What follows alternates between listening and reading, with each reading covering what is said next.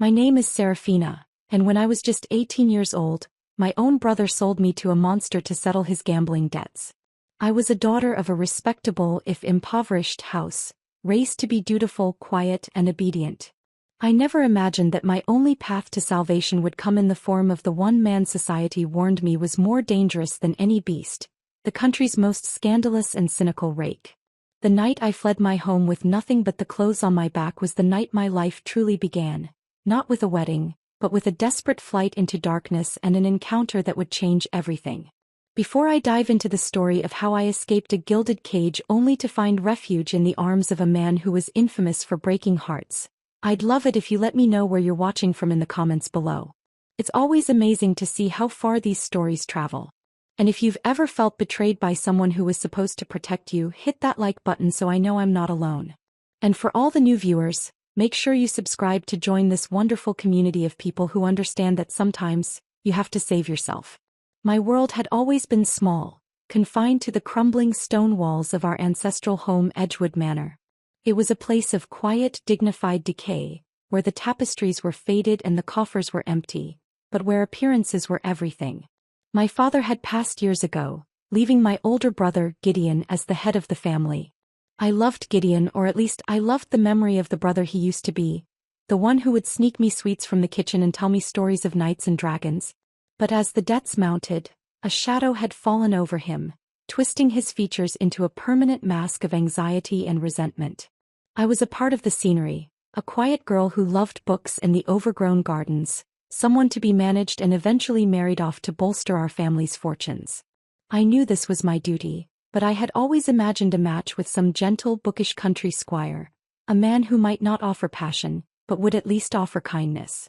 The day my world shattered began with a strange sense of occasion. The good silver was polished and a bottle of wine, a rare extravagance, was brought up from the cellar. Gideon wore his best coat, the one with the slightly frayed cuffs. He was trying to project an air of success, an illusion that crumbled the moment you looked into his haunted eyes. He summoned me to the study, a room that smelled of old leather and desperation. I entered, my hands clasped nervously, and found him pacing in front of the cold hearth. He couldn't meet my gaze. "Serafina," he began, his voice strained. "I have wonderful news. I have secured our future. I have secured your future." I felt a small, foolish flicker of hope. Perhaps he had found a clever investment. Perhaps our troubles were over. "What is it, Gideon?" I asked, my voice barely a whisper. He finally stopped pacing and turned to me, forcing a smile that was more of a grimace. "I have arranged a marriage for you. A most advantageous match. You are to wed Baron Morvain." The name fell into the silent room like a stone into a deep, dark well. Baron Morvain. He was not a gentle country squire. He was a creature from a cautionary tale, a man old enough to be my grandfather, with a reputation as cold and hard as the iron mines that had given him his immense wealth. He was rumored to be cruel, with a temper that was legendary throughout the county. Worse, he had been married twice before, and both of his young wives had died within a year of their weddings, succumbing to sudden, mysterious illnesses. The servants whispered that the Baron wore them out with his cruelty, that his touch was poison. My blood ran cold. "No," I whispered, the word catching in my throat. "Gideon, no. Not him. Anyone but him." Gideon's forced smile vanished, replaced by a hard, impatient glare. "Do not be a fool, Serafina. This is not a request. It is an arrangement. The Baron has agreed to forgive all my debts. He is a wealthy man, a powerful man. He will provide for you. He will bury me," I choked out, tears welling in my eyes. "Gideon, please. The stories about him, his wives." My brother scoffed, waving a dismissive hand. "Gossip and rumor spread by jealous peasants. You will be a baroness. You will have jewels, gowns, anything you desire. Is that not what every woman wants?" He didn't understand. He didn't want to understand. I looked at the brother I once adored and saw a stranger, a man willing to sacrifice me on the altar of his own mistakes. "I will not be his third dead wife," I said, my voice shaking with a mixture of terror and a nascent fury I had never felt before. "I will not marry him." For a moment I thought I saw a flicker of the old Gideon in his eyes, a hint of guilt. But it was extinguished as quickly as it appeared, replaced by a cold resolve. "You will," he said, his voice flat and final. The contracts are signed. The wedding is in 3 days. You will do your duty to this family. He turned his back on me then, a clear dismissal. The conversation was over. My life as I knew it was over. I was no longer his sister. I was a debt paid in full. I stumbled from the room, my heart a block of ice in my chest. The monster was coming for me, and my own brother was the one holding the door open for him. The next 2 days passed in a blur of horrified numbness. Maids I had known my whole life bustled around me with downcast eyes, fitting me for a wedding gown of ivory silk that felt more like a burial shroud. They spoke in hushed, pitying tones, their sympathy a constant, useless reminder of my fate. I tried to appeal to my mother, a woman who had faded into a gentle, melancholic ghost after my father's death. She simply wrung her hands and murmured about duty and family honor, her eyes avoiding mine. "Gideon knows best, dear," she would say, patting my hand with her cool, dry fingers. "A woman's lot is to obey." I was utterly, completely alone, a prisoner in my own home. My only window to the outside world was my bedroom casement, which overlooked the dark, tangled woods at the edge of our property. It was a view that had once brought me comfort. Now it seemed to mock me with its freedom. On the eve of my wedding, the night before I was to be handed over to Baron Morvain, a profound and terrifying clarity settled over me. I was sitting on my bed, the oppressive weight of the silk gown laid out on a nearby chaise lounge filling the room with its ghostly presence. I could not do it. I would rather die in a ditch than in the Baron's bed. The thought was not dramatic. It was a simple, cold fact. My life was my own, and it was the only thing I had left to fight for. The final catalyst came after the house had fallen silent. I crept out of my room, desperate for a glass of water, my throat tight with unshed tears. As I passed Gideon's study, I heard low voices from within. One was my brother's. The other was a harsh, gravelly voice I didn't recognize. It must be the Baron's steward. I pressed my ear to the heavy oak door, my heart pounding against my ribs. "The Baron is most pleased," the steward was saying. "The final payment will be transferred to your accounts the moment the marriage is consummated. He is eager. He finds youthful innocence so refreshing." A wave of nausea washed over me. I was not just a bride. I was a purchase, an object to be consumed. Gideon's reply was what truly broke the last of my bonds to him. "She will be dutiful," he said, his voice attempting a confidence he didn't possess. "She is a bit sentimental, but she knows her place. She will not cause any trouble." He was not just selling me, he was guaranteeing the quality of the goods. In that moment, any lingering love I had for my brother curdled into ash. He did not see me as his sister. He saw me as a solution. I backed away from the door, my movements silent and careful. I returned to my room not with despair but with a cold, hard purpose. He thought I knew my place. I would show him he had no idea who I was. My plan was simple, born of desperation. I had no money, no allies, and nowhere to go. My only asset was the darkness. I changed out of my nightgown and into my plainest, sturdiest dress of dark wool. I put on my most comfortable boots, worn and soft from years of walking in the gardens. I looked around the room at the books and trinkets that had made up my small life. I could take nothing. I had to be a ghost. There was a small, quiet knock at my door. My heart leaped into my throat. It was Beatrice, a young maid whose kindness had been a small light in the preceding days of darkness. She slipped into the room, her eyes wide with fear and pity. In her hands she held a small, cloth-wrapped bundle. "Miss Seraphina," she whispered, pressing it into my hands. I heard them. "I cannot let you go to that man." Inside the bundle was a heel of bread, a small wedge of cheese, and, to my astonishment, 3 silver coins. Her entire month's savings, I suspected. "It's not much," she said, tears in her eyes. "But it's something. The trellis outside your window by the ivy. It's old, but it will hold your weight. Go north. Try to get to the city. You can lose yourself there." Her simple, profound act of rebellion on my behalf gave me the last surge of courage I needed. I hugged her tightly, whispering my thanks. "Godspeed, Beatrice," I murmured, my own tears finally falling. "I will never forget this." She slipped away as silently as she had come. I didn't hesitate. I threw open the casement window. The cool night air rushed in, carrying the scent of damp earth and freedom. The old trellis groaned under my weight, and for a terrifying moment I thought it would give way. But it held. I scrambled down, my hands and knees scraping against the rough stone of the manor. When my feet touched the soft grass of the lawn, I didn't look back. I ran. I ran through the familiar gardens, now a labyrinth of menacing shadows. I pushed through the hedge at the edge of the property and plunged into the dark woods. The sounds of the forest, once a comfort, were now a source of terror. Every snapped twig sounded like a pursuing footstep, every hoot of an owl like a cry of alarm. I just kept running, fueled by adrenaline and the horrifying image of Baron Morvaine's eager, waiting face. I ran until my lungs burned and my legs ached, pushing deeper and deeper into the unknown, with only 3 silver coins and the North Star to guide me. I walked for what felt like an eternity. The initial rush of adrenaline had long since faded, leaving behind a deep, gnawing exhaustion and a bone-chilling fear. The woods eventually gave way to open countryside, a rolling landscape of dark fields and sleeping farmhouses under a sliver of a moon. I kept to the shadows of the hedgerows, my heart hammering in my chest every time a dog barked in the distance. By dawn I had put several miles between myself and Edgewood, but I knew it was not nearly enough.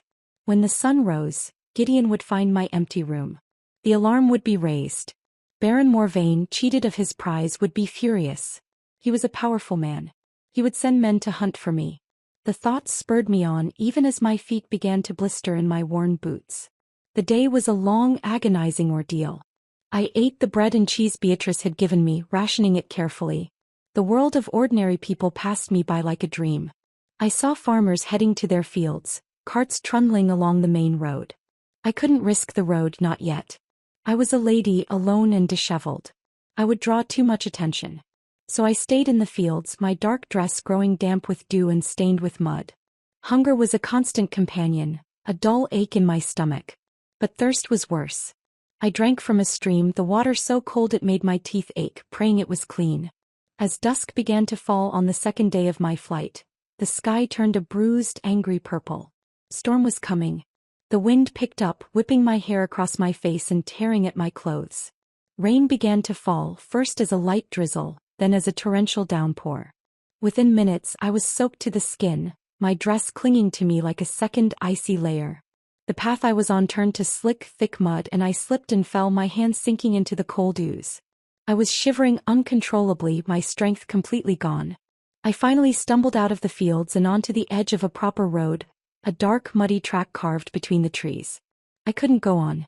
I was exhausted, freezing, and utterly defeated. I collapsed at the base of an ancient oak tree, curling into a tight ball in a futile attempt to preserve what little warmth I had left.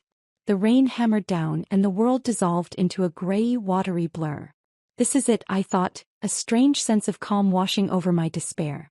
This is where they will find me. Or this is where I die. I closed my eyes, the sound of the rain and the thunderous beating of my own heart the only sounds in the world. And then I heard something else. A rhythmic splashing, a rumbling sound that grew steadily louder.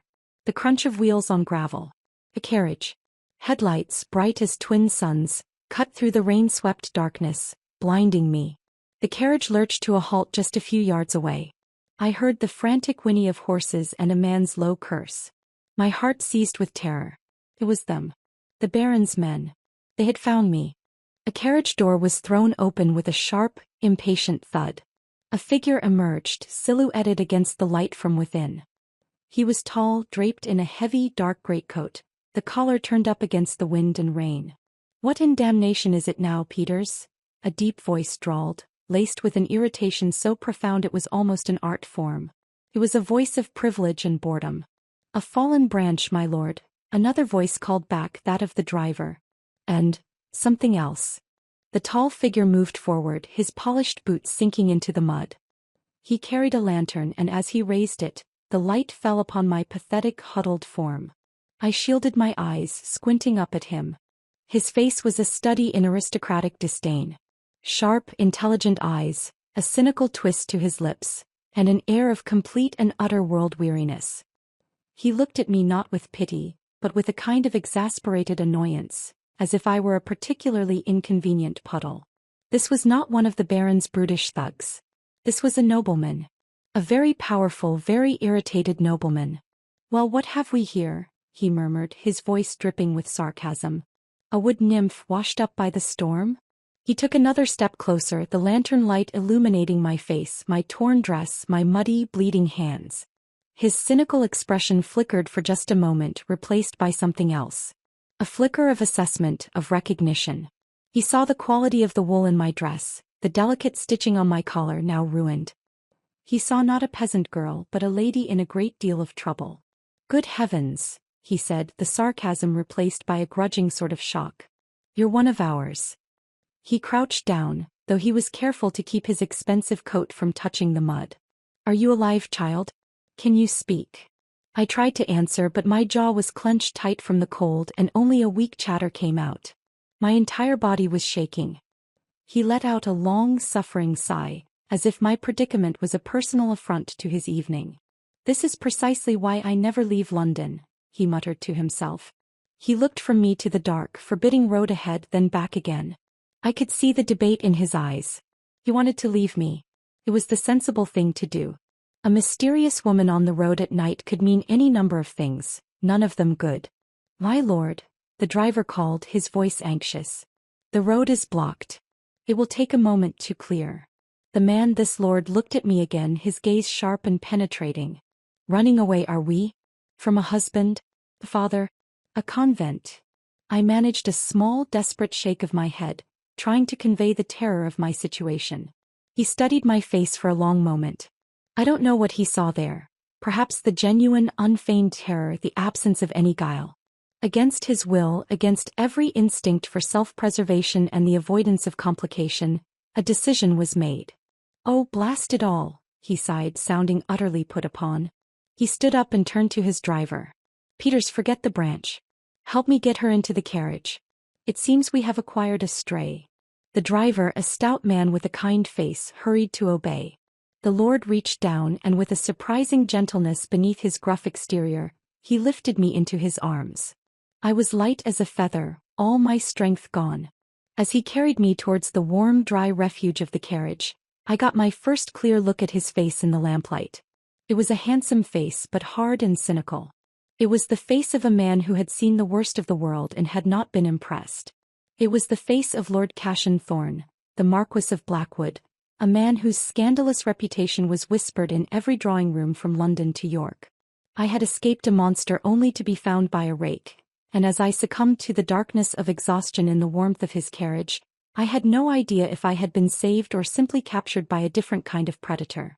I woke to the sensation of softness and warmth. For a confused moment I thought I was in my own bed at Edgewood, that the entire escape had been a horrifying nightmare. But the sheets beneath my fingers were of a finer linen than any I had ever touched, and the air smelled not of damp stone and faded roses, but of beeswax and dried lavender. I opened my eyes. I was in a vast, canopied bed in a room of dark carved wood and rich burgundy fabrics. A fire crackled merrily in a stone fireplace large enough to stand in. My wet, muddy clothes were gone, replaced by a simple, clean nightgown of soft cotton. I sat up, my body aching but my mind surprisingly clear. I was safe. For now. The door opened and a woman entered. She was older, with iron-gray hair pulled back in a severe bun and a face that looked as if it had never countenanced a smile. She carried a tray with a steaming bowl of broth and a cup of tea.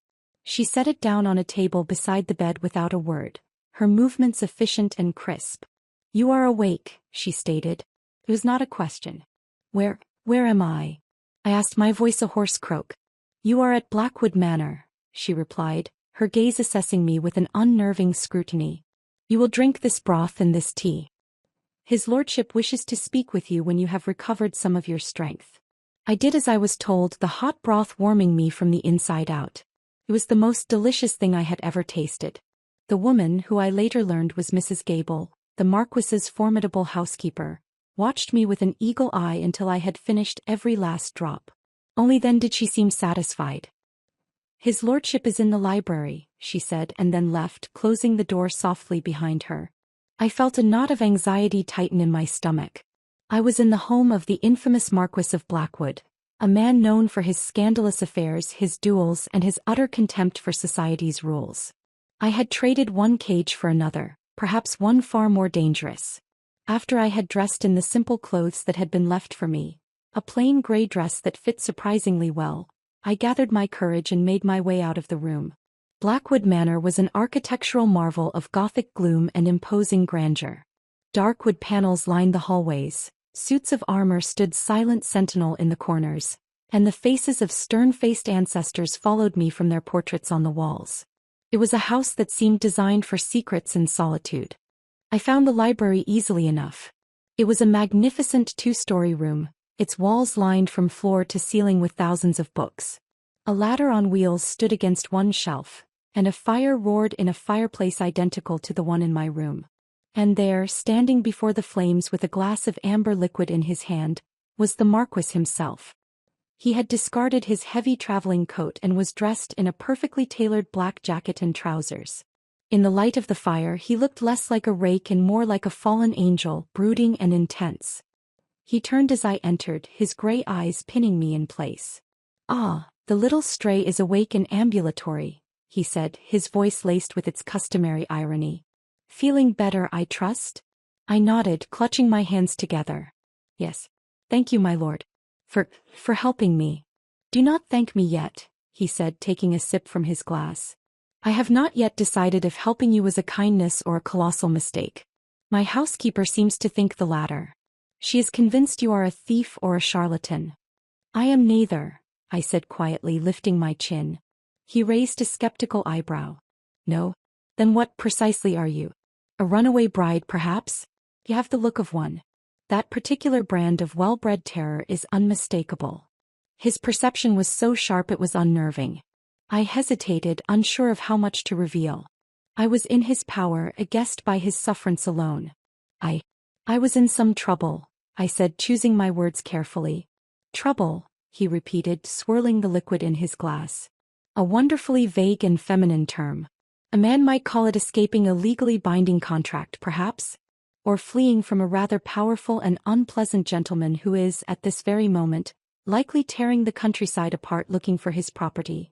My blood ran cold at his words. "You know." "I know nothing," he corrected smoothly. "But my man Finch is discreet and remarkably efficient. He made some quiet inquiries in the nearest village this morning. A young lady of quality vanished on the eve of her wedding to the esteemed Baron Morvain. A massive reward has been offered for her return. It all fits together rather neatly, does it not? Miss Seraphina." He knew my name. Of course he did. A man like him would have ways of finding things out. I sank into a nearby chair, my legs suddenly unable to support me. "He will find me," I whispered, the terror returning in a suffocating wave. "He will certainly try," Cashin said, his tone detached. He walked over to the chair opposite me and sat down, studying me with an unnerving intensity. "The question is, why should I care? Hiding a runaway bride, especially one belonging to a man as litigious and unpleasant as Morvain, is a great deal of trouble. It invites scandal. It invites conflict. Two things I generally strive to avoid these days." I looked at him, my desperation overriding my fear. "He is a cruel man, my lord. The stories about his first two wives are likely true," he finished for me, his expression unreadable. "I know of the Baron. He is a relic, a brutish dinosaur who believes his wealth entitles him to whatever he wants. And what he wants at present is you." He leaned forward slightly. "So you must give me a reason, Miss Seraphina. A reason to risk the ire of a powerful baron and the headache of your presence in my home. And he is cruel, is not, I am afraid, sufficient. The world is full of cruel men." His cynicism was like a physical blow, but I refused to be cowed.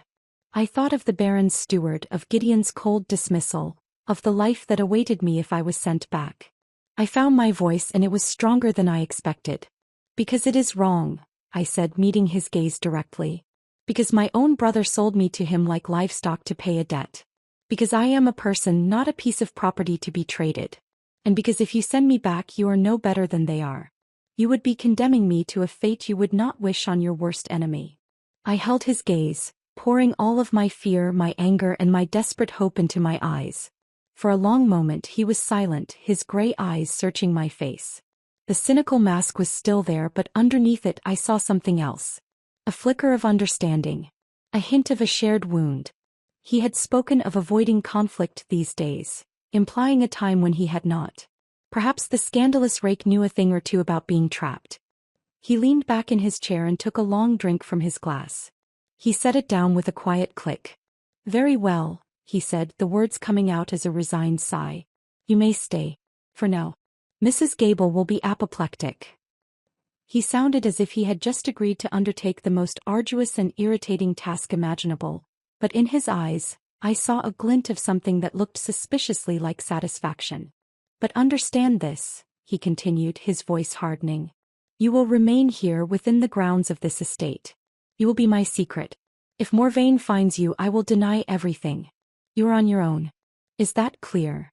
"Yes, my lord," I whispered, a wave of relief so profound it almost made me dizzy washing over me. "Perfectly clear." He nodded, his expression once again unreadable. "Good," he said, rising from his chair. "Then welcome to Blackwood, Miss Seraphina. Try not to be any more trouble than you already are." The days that followed settled into a strange, quiet rhythm. Blackwood Manor was a world unto itself, a fortress of solitude nestled in a valley miles from the nearest town. Its grounds were vast and overgrown, a beautiful, melancholy wilderness of tangled rose gardens, shadowy woods and a silent, dark lake. I spent my hours exploring, drinking in the freedom that was still so new and precious. My constant companion was the library. It was my sanctuary, a treasure trove of knowledge and stories that allowed me to travel the world while remaining hidden within the estate's walls. Lord Cashin Thorne, my reluctant protector, was an enigma. He was a creature of routine and solitude. He spent his mornings writing, his afternoons in his study with ledgers and correspondence, and his evenings in the library with a book and a bottle of brandy. We rarely spoke at first. Our interactions were limited to polite, stilted dinners in the cavernous dining hall, with Mrs. Gable observing us with an air of perpetual disapproval. She clearly believed I was a fortune hunter, a woman of loose morals who had somehow ensnared her master. Her demeanor towards me was frosty, her civility so thin it was transparent. Yet slowly things began to change. One evening, Cashin found me in the library, struggling to reach a book on a high shelf. Instead of simply helping me, he stood back, a faint, mocking smile on his lips. "A treatise on ancient Grecian military strategy," he observed. "An unusual choice for a young lady." "I am not most young ladies," I retorted, stretching on my toes. "Clearly," he drawled. He retrieved the book for me, his fingers brushing mine as he handed it down. A strange jolt like static electricity passed between us. "If you are going to read it, you should at least have a worthy opponent to discuss it with," he said. "I will teach you to play chess." And so began our evening ritual. He taught me the game, his initial lessons filled with sarcastic comments about my predictable feminine moves. But I was a quick study. I loved the logic, the strategy, the silent battle of wills across the checkered board. Soon our games became fierce, our conversation flowing more easily amidst the clatter of captured pieces. We argued about philosophy, debated history, and shared stories from the books we were reading. I discovered that beneath his cynical armor was a brilliant, wounded mind. He saw the world with a stark, unforgiving clarity that was both daunting and fascinating. In turn, I think he began to see me as more than just a stray. He saw a mind that could challenge his own. Even Mrs. Gable's frostiness began to thaw. She saw that I was not idle. I helped in the gardens, my hands, once soft and pale, becoming calloused from pulling weeds. I mended linens with her in the evenings, my stitches neat and even. I did not ask for anything, and I expressed my gratitude for every meal, every kindness. One afternoon she found me in the kitchen trying to bake a simple loaf of bread, a skill I had never been taught. My first attempt was a disaster, a hard, inedible lump. Mrs. Gable watched me for a moment, then let out a long-suffering sigh. "Not like that, child," she said, her voice gruff. "You'll kill us all with a rock like that. Here, let me show you." She spent the next hour teaching me, her rough hands guiding mine, and by the end we had a perfect golden brown loaf. It was her version of an apology and acceptance. But the outside world could not be kept at bay forever. Finch, Cashin's valet and man of all work, would return from his trips to the village with news. Baron Morvain was like a rabid dog. He had posted an even larger reward. His men were scouring the countryside, questioning everyone, growing more aggressive in their search. The proximity of the threat made the air at Blackwood feel heavy with tension. My sleep was plagued by nightmares of being dragged back to face the Baron, his old, cruel face looming over me. One evening, Cashin found me in the library staring into the fire, my chess game forgotten. "He is getting closer, isn't he?" asked my voice small. Cashin didn't bother with false reassurances. He sat down across from me, his expression serious. "His men were in the village today, not 5 miles from my gates. They were asking about any new servants, any visitors." My hands trembled and I clasped them in my lap. "What if they come here?" "Let them come," he said, his voice a low growl. "This is my land. My home. Morvain has no power here." His protectiveness was a fierce, startling thing. It was a shield I had never had before, and it was both terrifying and comforting. "Why are you doing this?" I whispered, looking at him. "You said it yourself. I am a great deal of trouble." He looked away from me into the fire, and for a moment the mask was gone. I saw a glimpse of a younger man, one who had not yet been hardened by the world. "Let's just say," he said quietly, "that I have a certain distaste for bullies and cages. And I know what it is to be sold." He didn't elaborate and I didn't press him. But in that moment I understood. His cynicism was a fortress he had built around himself, just as the walls of Blackwood protected him from the outside world. He was a prisoner here too in his own way. The idyllic peace of my sanctuary was an illusion. The monster was still hunting, and his shadow was creeping ever closer to the gates. The safety I had found was fragile, and I knew with a dreadful certainty that it was only a matter of time before the world I had fled came crashing down upon us. The betrayal, when it came, was not a thunderous crash but a quiet, insidious whisper. It came from within the walls of my sanctuary. There was a young stable hand, a boy named Thomas, whose sister in the village was gravely ill. He was a quiet, nervous boy, and I had often seen the worry etched on his face. Baron Morvain's reward money was a fortune to a boy like him, enough to pay for the best doctors, enough to save a life. The Baron's agents were clever. They did not threaten, they tempted. They learned of the boy's desperation and they exploited it. A few whispered words, a heavy purse of gold pressed into a trembling hand in a dark tavern, and the walls of Blackwood were breached more effectively than with any battering ram. I knew nothing of this, of course.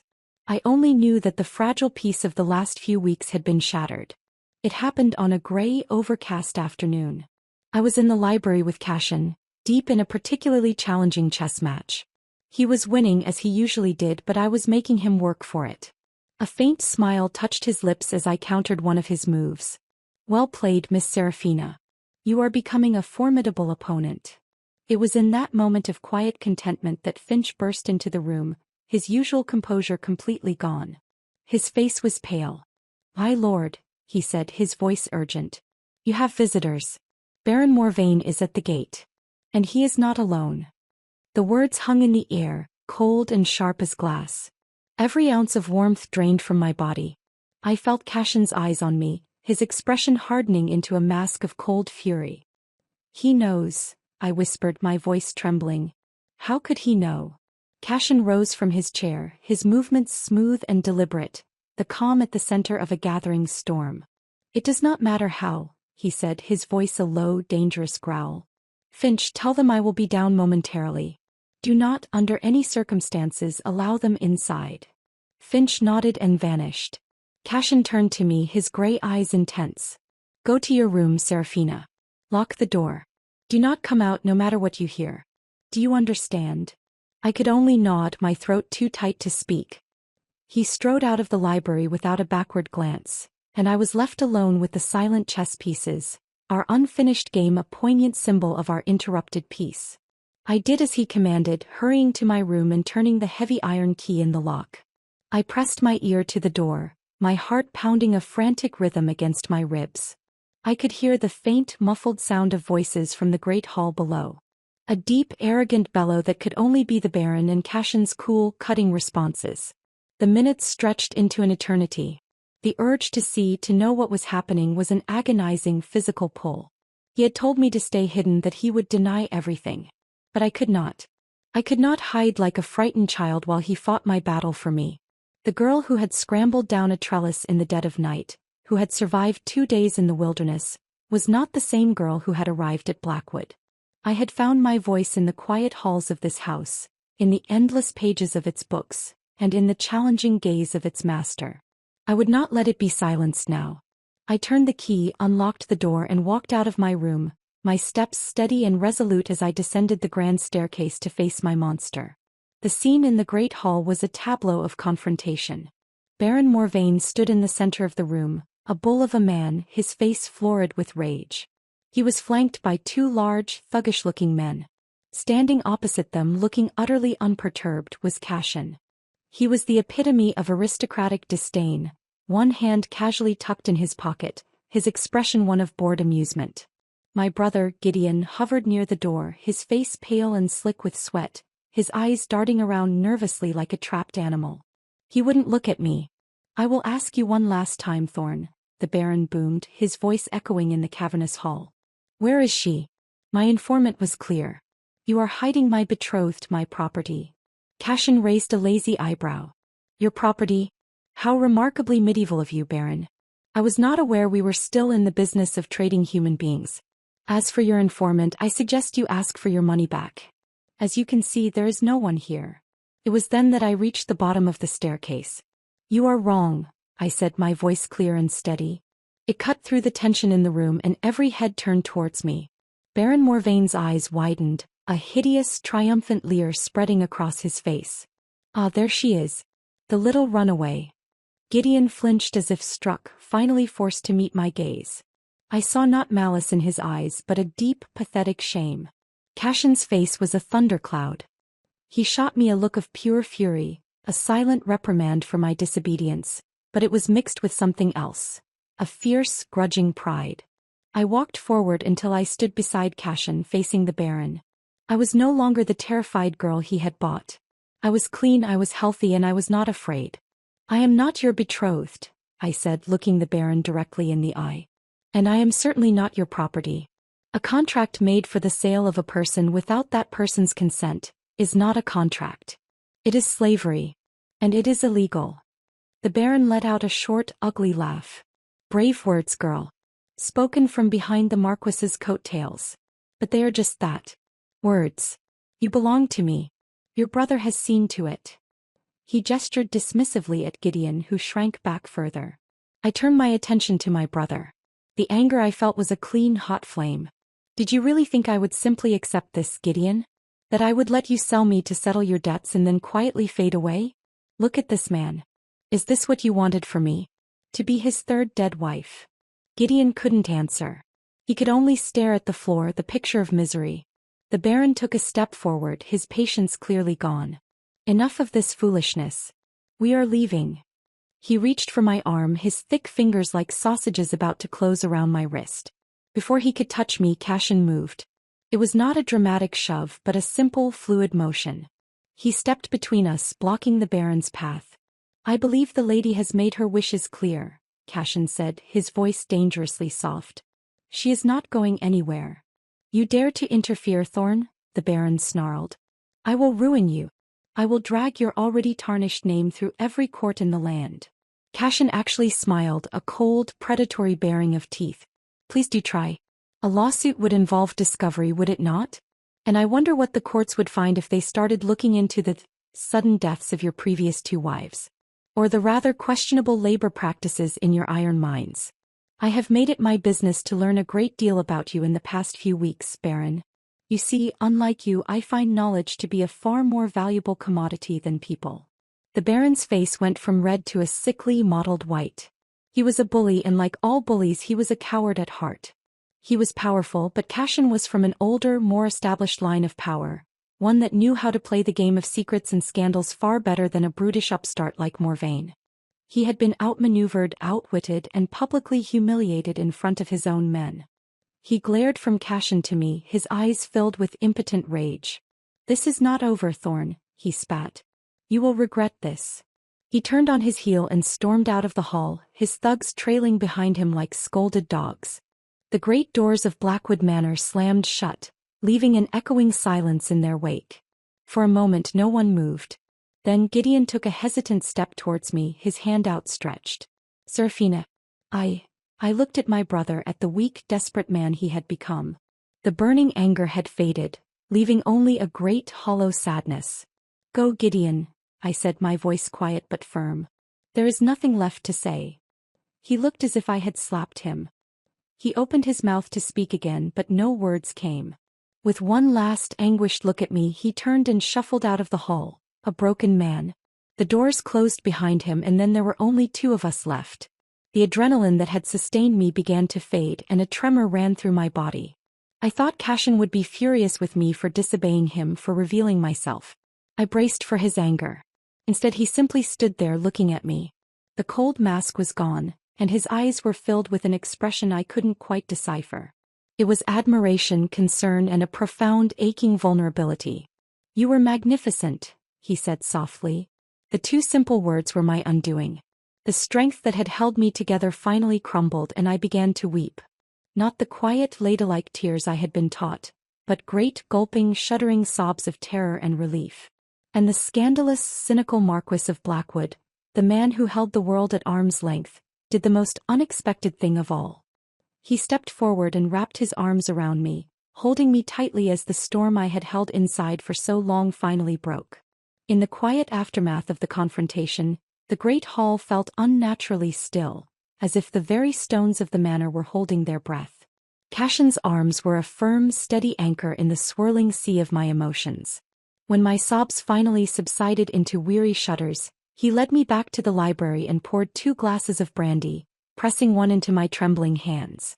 We sat in silence for a long time, the only sound the crackle of the fire. The unfinished chess game sat between us, a relic from a life that already felt a lifetime away. "You should have stayed in your room," he said finally, his voice lacking its usual sarcastic edge. It was a simple statement of fact. "I know," I whispered, taking a sip of the brandy. It burned a welcome heat down my throat. "But I couldn't. I couldn't let you face him alone. It was my fight." He turned his head and looked at me, his gray eyes searching my face. "It became my fight the moment I pulled you out of the mud, Serafina." He swirled the brandy in his glass, his gaze distant. "I told you I have a distaste for cages. My father, he was a man much like the Baron. Not in his brutishness, but in his belief that his children were assets to be managed. My older brother was the heir, the perfect son. I was the spare, the wild one, useful only for a strategic marriage. He arranged a match for me with a woman I despised, the daughter of a duke whose lands bordered our own. It was a merger, not a marriage. I was told it was my duty." He fell silent, and I could see the ghost of that old battle in his eyes. "What did you do?" I asked softly. A ghost of his cynical smile returned. "I caused a scandal so enormous, so public, that the Duke's family could not possibly ally themselves with mine. It ruined my reputation, it enraged my father, but it kept me free. I have been hiding from the world here at Blackwood ever since." It all made sense now. His isolation, his cynicism, his immediate, if reluctant, empathy for my plight. He had not seen a stray on the road that night.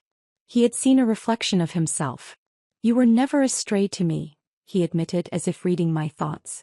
"You were a kindred spirit." In that quiet, firelit moment, the last of the walls between us crumbled. He was not the scandalous rake of rumor, and I was not the helpless damsel.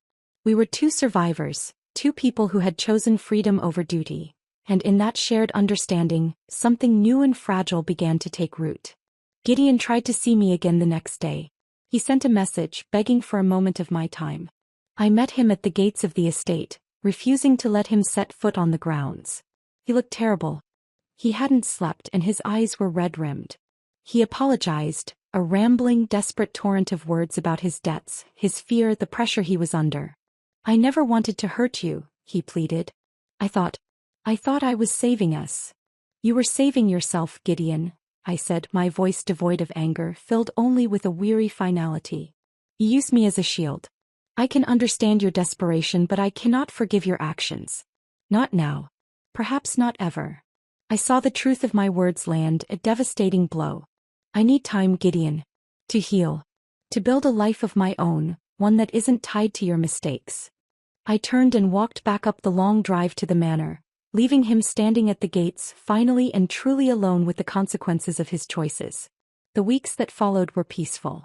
The scandal of the Baron's public humiliation had become the talk of the county, and he had retreated to his estate to lick his wounds.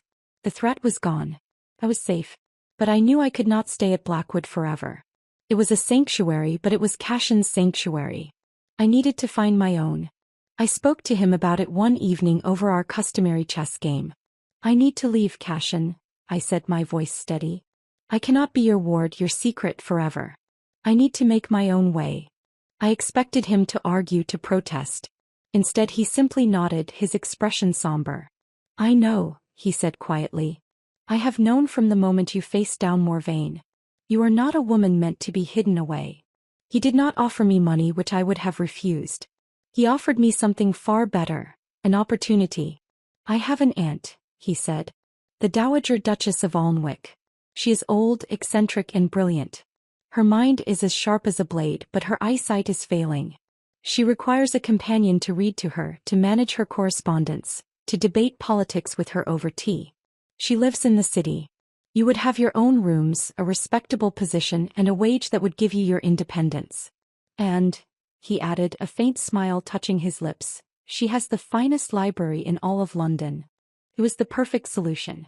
A path to the future that was mine alone. I accepted immediately, my heart filled with a mixture of excitement and a deep, unexpected sadness at the thought of leaving this place, of leaving him. Our last evening together was quiet. We did not play chess. We simply sat by the fire, talking, sharing stories and laughing more than we ever had before. The air was thick with unspoken words, with feelings that were too new, too raw to be named. When it was time for me to depart the next morning, he escorted me to the carriage he had arranged. Mrs. Gable stood on the steps, and to my utter astonishment, her stern face was softened by sorrow. She pressed a small warm package into my hands. For the journey, she said gruffly. It was a loaf of bread. Thank you for everything, I said to Cashin, my voice thick with emotion. No, Serafina, he said, taking my hand. His touch was warm and firm. Thank you. You brought life back into this old house. You brought life back into me. He raised my hand to his lips and kissed my knuckles, his eyes holding mine.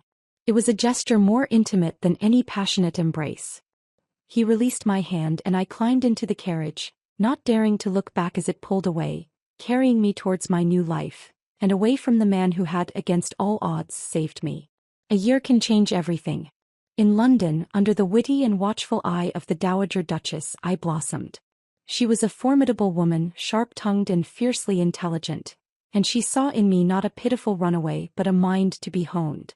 She treated me less like a companion and more like a cherished granddaughter. I devoured her library, engaged in spirited debates with the scholars and politicians who frequented her salon, and learned to navigate the complex social currents of the city. I was no longer Serafina, the girl who was sold. I was Miss Serafina Vale, a name I chose for myself, a woman known for her intellect and her quiet confidence.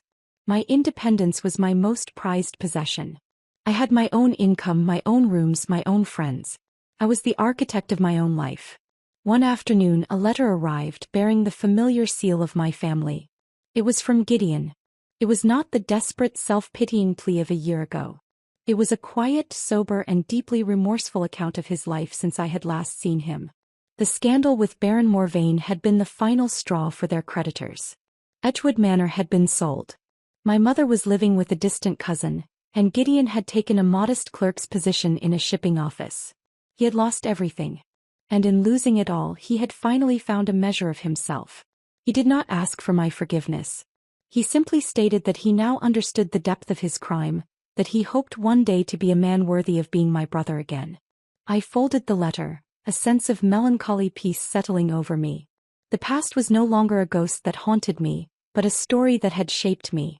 I did not know if I could ever truly forgive him, but I understood him, and I wished him well. A few days later the Duchess's butler announced a visitor. Lord Blackwood is here to see you, miss. My heart, which had been so steady and calm for so long, gave a violent lurch.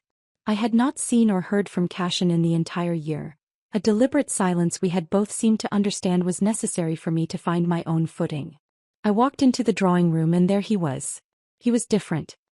He was dressed in the impeccable style of a London gentleman, not the brooding country recluse. The cynical hardness in his eyes had been replaced by a quiet warmth. The infamous Rake looked happy. Cashin, I said, the name feeling both strange and wonderfully familiar on my tongue. Serafina, he said, his smile reaching his eyes. You are well. We spent the afternoon walking in the nearby park, our conversation easy and natural, falling back into the familiar rhythm of our nights in the library. He told me he had started to re-engage with the world, managing his family's business interests in the city, attending to his duties in the House of Lords. It turns out, he said with a self-deprecating smile, that hiding from the world is a dreadfully boring occupation once you have nothing left to hide from. He stopped by a bench overlooking the Serpentine River and turned to me, his expression serious. I did not come to London on business, Serafina. I came for you. I have tried for a year to convince myself that letting you go was the noblest thing I could do, that you deserved a life unburdened by my past, my reputation. And I have been miserable every single day. My home, my life, it is empty without you. He took both of my hands in his. I am not offering you refuge this time. I am not offering you protection. You have proven you need neither. I am here as a man who has fallen completely and irrevocably in love with a brilliant, courageous, and formidable woman. I am asking if you would consider allowing me to court you properly, as an equal. Tears welled in my eyes, but this time they were tears of pure joy. I thought of the long journey that had brought me to this moment, the terrified flight, the desperate nights, the quiet sanctuary, and the new life I had built for myself. I had run from a monster and stumbled into the arms of a man the world called a rake. But I had found in him a kindness and an understanding I had never known. And in healing his wounds I had healed my own. Yes, Cashin, I said, my voice thick with emotion. Yes. Looking back on it all now, I see the beautiful irony of my story. My brother tried to sell me into a life of gilded imprisonment, but in doing so he set me free. The cruel baron who hunted me as property was the catalyst for my own liberation. And the scandalous Marquess, the man I should have feared the most, became my greatest champion, my dearest friend, and the love of my life. He didn't save me, he gave me the sanctuary I needed to save myself. My story taught me that true value isn't something that can be bought or sold or bestowed by family name. It is something you forge within yourself, in the fire of your darkest moments.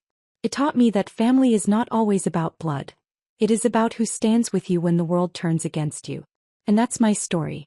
It's a long and complicated one, and I thank you for listening to it all. I'm curious, have you ever had someone come into your life who completely defied your expectations? Share your story in the comments below. I truly love reading them. It makes me feel like we're all part of a much larger story together. If you found any part of my journey relatable, please don't forget to like this video so it can find others who might need to hear it. And of course, if you haven't already, please subscribe to the channel for more stories about finding strength in the most unexpected places. Thank you so much for joining me today.